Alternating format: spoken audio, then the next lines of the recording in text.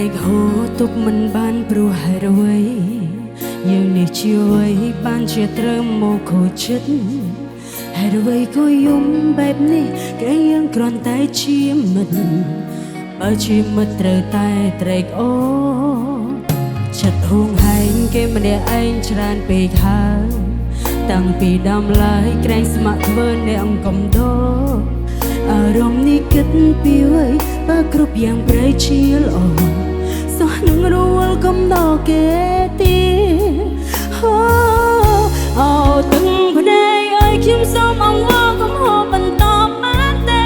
ព្រោះគេបានជួបស្នេហ៍យ៉ាងងងពេលថៃគេហើយគ្រាមុនពួកគេឆ្លោះគ្នាតែគ្រានេះគេត្រូវគ្នាចុងក្រោយយើងអង្គទួនមេទីអូទាំងភ្នែកអើយខ្ញុំសូមអង្វរកុំហូរបន្តបានទេយើងមិនមែនគូស្នេហ៍តែគេបានត្រឹមពេលខ្លីកុំតគេហូរទឹកភ្នែកគេទុកយើងត្រឹមជាប្អូនស្រីជឿចាប់ធ្វើអ្វីបើគ្មានអ្នកណាខ្វល់គេមិនស្រឡាញ់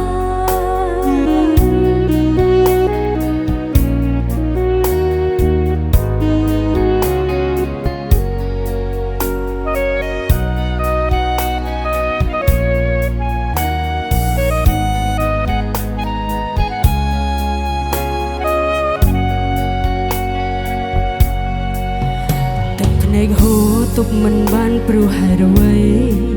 យើងនេះជាអ្វីបានជាត្រូវមកខូចចិត្ត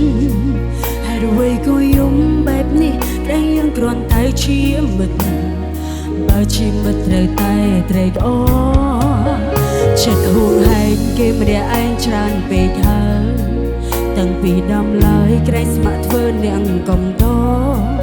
អារម្មណ៍នេះគិតពីអ្វីបើគ្រប់យ៉ាងប្រែជាល្អសោះនឹងរវល់កុំដល់គេទៀត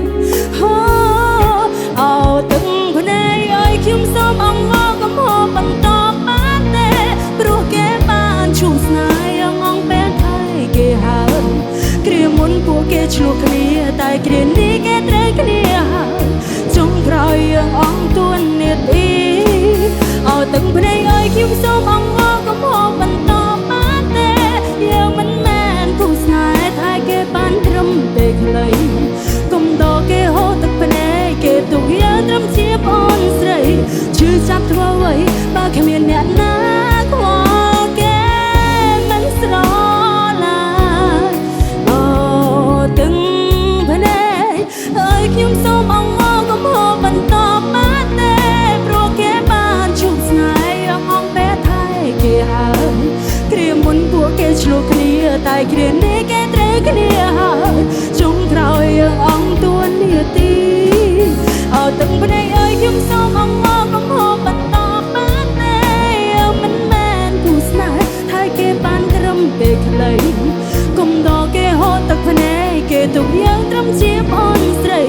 ជឿចាប់ធ្វើអ្វីបើគ្មានអ្នកណាខ្វល់គេមិនស្រឡាញ់កុំតគេហូរទឹកភ្នែកគេទុកយើងត្រឹមជាប្អូនស្រីជឿចាប់ធ្វើអ្វីបើគ្មានអ្នកណាខ្វល់គេ